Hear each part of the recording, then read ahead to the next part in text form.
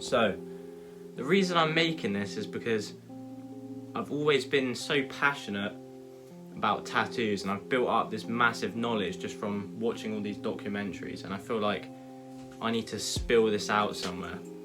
You know, I think this is going to be so important because, especially nowadays, the tattoo industry is so oversaturated. All anyone knows really now is just whatever's on Pinterest, and a lot of people into fine line tattoos and stuff like that. And I feel like the original roots of tattooing have been lost. You know, there's cool stuff that I got to know about. But in this video, I'm going to come at you guys with some key figures of tattooing that I think anyone getting tattooed or interested in tattoos should know about these. And where I am so nerded out about this stuff, I have made this noob accessible. You know, I've simplified all this information down. I'm not going to get too nerded out on the specific names. I'm just going to refer to things vaguely. So the first guy on this list, the first guy that I'm going to talk about, has actually probably already been in your lives and you had no idea about it.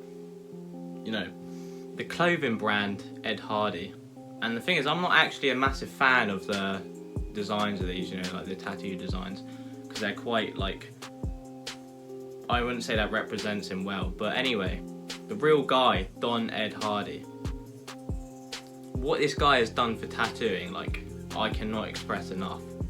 So basically, at this time, 1960s, before then, you know, first off, you would only really get tattoos if you had some sort of outlaw background, or, you know, you were rough, maybe you were in the army, you're a sailor. And not Ed Hardy, he wanted to turn tattooing into a true art form. He went to Japan. He was the first American tattooist to go to Japan, and he trained under a master, because basically in Japan, tattooing, the way it works is, you know, it's large scale, and the tattoo designs are made to fit around the body. Because the flash tattoos are kind of they're almost like stickers. They just stick on and they don't actually flow. He trained under a master, and then when he came back to America, he released the first custom shop ever in the West. So, you know, this is groundbreaking. Before this, you had to get a flash design, you know, a piece off the wall, and it would be small. Now you could get anything you wanted. You know, you tell him what you wanted, and he would just come up with this art piece and tattoo it on you. And he'd done this in San Francisco. That's where he opened up the shop, and this was no random choice. He just happened to go there.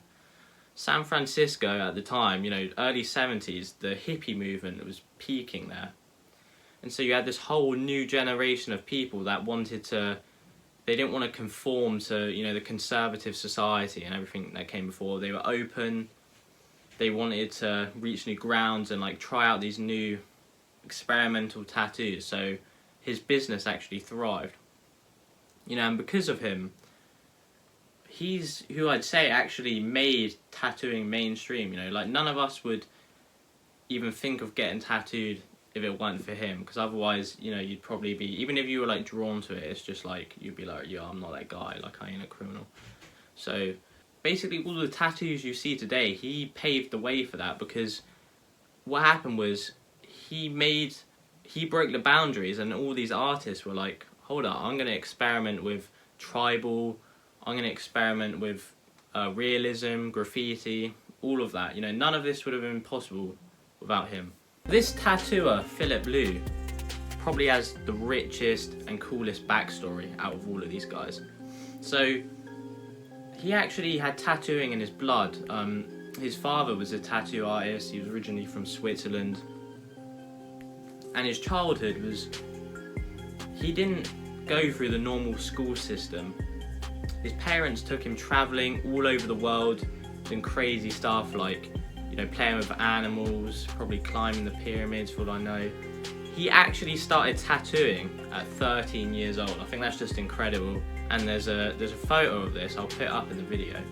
But anyway, as he was learning tattooing, it was just like his childhood. So his way of learning was, he was travelling all over the world, working in these different shops and working with lots of different artists who are now you know, historically famous, but obviously at the time he just happened to work with them.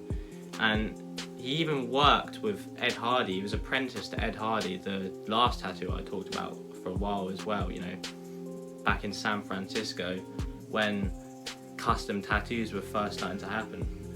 And again, just like Ed Hardy, he also went to Japan, and because his tattoos are very much inspired by Japanese tattoos. He does a lot of large scale body work, and his subject matters like dragons, skulls.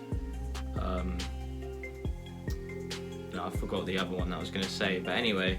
But the thing is, where most people would learn the Japanese traditions that were really strict, you know, they would be strict to them, be afraid to break them. But not Filip. He learned everything, and then he basically just forgot all the rules because he needed to express his own artwork, his own ideas, you know.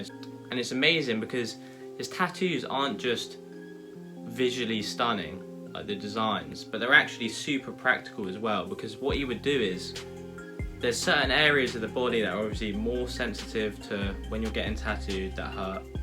And what he would do is he would actually include clear skin in these areas, and that way when he was tattooing the client, it would save them pain and it would make the process more efficient, which is just amazing because no one else would really think of that. They would put their design, their artwork first over the client and efficiency.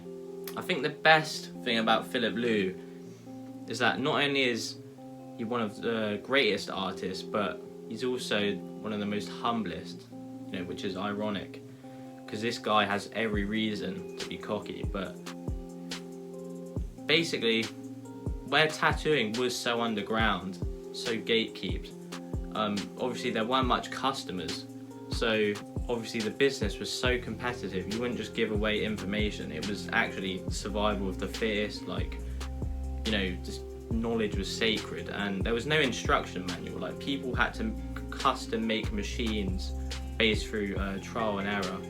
And despite all this, you know, Filip was giving away his knowledge because he didn't care. He weren't like in survival mode, like scared about himself. He just had love for the craft, and he wanted to see the art of tattooing evolve. So he give out his knowledge so that, you know, tattooing as a whole could just improve for, you know, for people that wanted to get tattoos. So this final artist, Horiyoshi 3, is now an old man, but basically this guy was the main link between Japan and the West in terms of spreading the information and technique on, you know, how to do traditional Japanese tattoos. Like, I got this tattoo now, but obviously none of that would have happened if he didn't spread the technique on how to create these things. And he was actually granted his title Horiyoshi by his master Horiyoshi 2. So Horiyoshi actually forever altered tattooing in Japan, because traditionally, like, the masters would have like a hand poke technique, and for it to turn out well, the designs can only be spaced out, like large blocked areas of colour, very simple. But because Ed Hardy came to Japan and he brought the electric needle with him, you know, his crazy law, and then Horiyoshi embraced it and started using it in his designs, he forever changed the standard. So now Japanese tattooing could include a lot more detail and subject matter. Now, people still do the old style, but this has become the main thing now. Another major thing he done was actually help organise the first tattooing convention in Japan, which was in 1999. And the reason this is so important is because, you know, historically, tattooing in Japan has been super illegal. Even most public swimming pools or a gym, like if you use the shower there and you have tattoos, like they'll just kick you out. You won't be allowed, you know. And this is why his studio is actually, it's not a shop on the street. I'm pretty sure his studio is just some random shack somewhere, you know, like in a residential area, because that's how public you can get. You know, I'm pretty sure the most public shop is like down an alleyway. So that's how it is. But I think that well, I don't just think, but it's truth that he's made tattooing way more acceptable and mainstream and popular with the youth within Japan. So, in a way, you could call him the Ed Hardy of Japan. So thanks for watching. You know, because you got through all this nerd talk, so if you got this far, you're a real one.